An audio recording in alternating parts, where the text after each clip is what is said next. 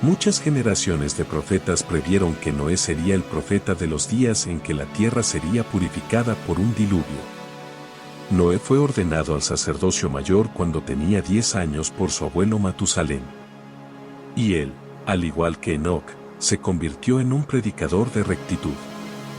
Él, su esposa y sus hijos, Jafet, Sem y Cam, y sus respectivas esposas, fueron las únicas personas en sobrevivir al diluvio.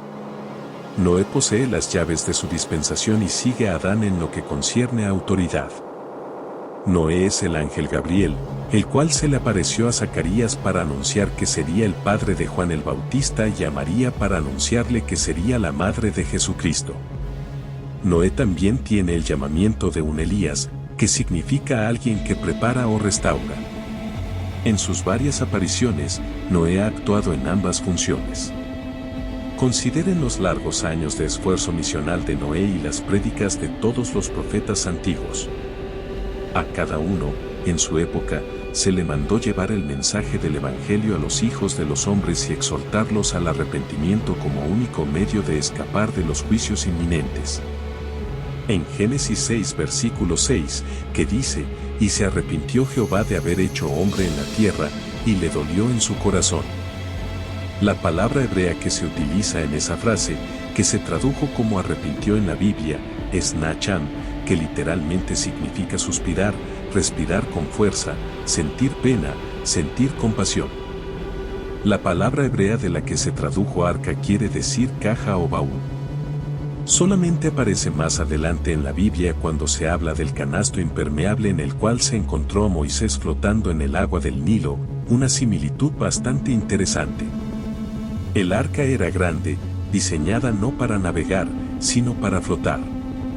Si decimos que un codo mide 42 centímetros, entonces el arca medía 137 por 23 por 14 metros.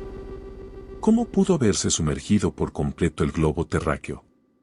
Génesis dice, las cataratas de los cielos fueron abiertas, es decir, el agua que se encuentra alrededor de la tierra formando las nubes y que produce la lluvia. Esa es una de las formas en que fue hecho. La otra, fueron rotas todas las fuentes del grande abismo. Estas son reservas que no son ni los mares ni los océanos, sino fuentes desconocidas para nosotros, que fueron convocadas para contribuir esta vez por mandato y poder de Dios. Dios había dicho que mandaría un diluvio a la tierra y lo hizo, pero para lograrlo tuvo que recurrir a las fuentes del gran abismo. Cuando las aguas comenzaron a decrecer, se cerraron las fuentes del abismo y las cataratas de los cielos, y la lluvia de los cielos fue detenida. ¿Y a dónde se retiraron las aguas? Se fueron a su lugar de origen. En resumen, la tierra fue sumergida, pasó por un periodo de bautismo. Acerca de que el diluvio fue un bautismo para la tierra. La primera ordenanza que recibió la tierra para su purificación fue la de inmersión en agua, fue sumergida y todas las cosas malas que vivían sobre ella desaparecieron. Al emerger de las aguas, como un niño recién nacido, era inocente, emergió a una vida renovada.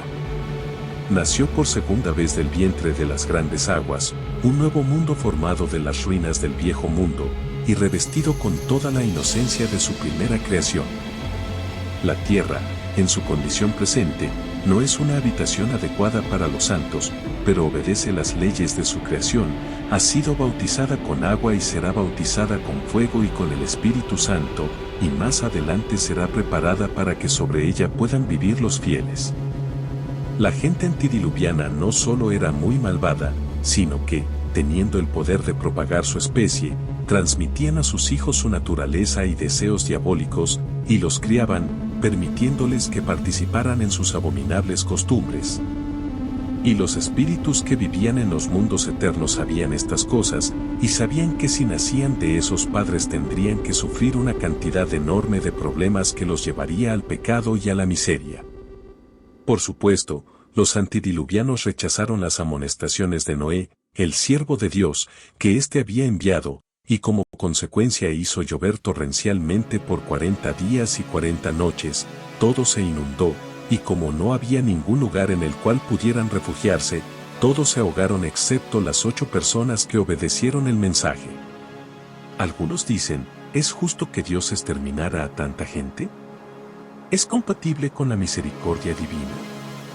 Sí, fue justo para los espíritus que todavía no habían recibido su cuerpo, y fue justo y misericordioso para los que eran culpables de tal iniquidad. ¿Por qué? Porque, truncándoles la vida, evitó que propagaran sus pecados entre su posteridad y los degeneraran, y también les impidió seguir pecando.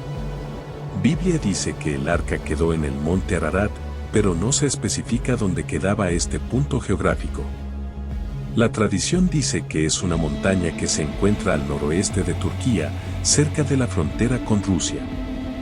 Leemos en la Biblia que el día 17 del segundo mes fueron rotas todas las fuentes del abismo y que la lluvia duró 40 días. El arca se detuvo el día 17 del séptimo mes, por lo tanto, el viaje duró 5 meses desde que empezó a flotar hasta que el Señor la hizo llegar a su destino. Sin duda alguna, una gran distancia separaba estos dos puntos. Tampoco cabe duda de que durante el diluvio se produjeron grandes cambios en la faz de la tierra y fue entonces que se dividió en continentes. Los ríos que se mencionan en Génesis son los que existían en el jardín de Edén mucho antes que la tierra se dividiera en continentes e islas.